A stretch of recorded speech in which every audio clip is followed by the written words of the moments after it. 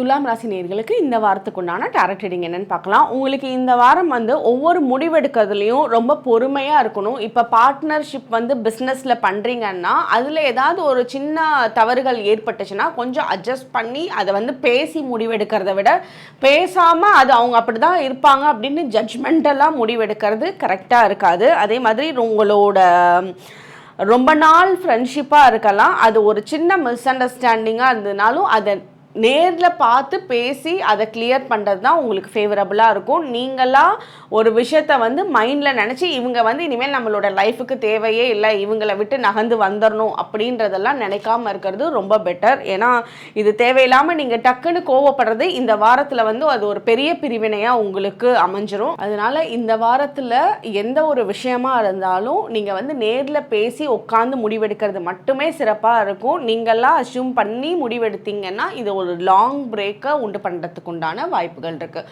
உங்களுக்கு உண்டான angel number 777. Comment செக்ஷனில் 777 ஏஞ்சல் நம்பர் டைப் பண்ணுங்கள். தேங்க்யூ.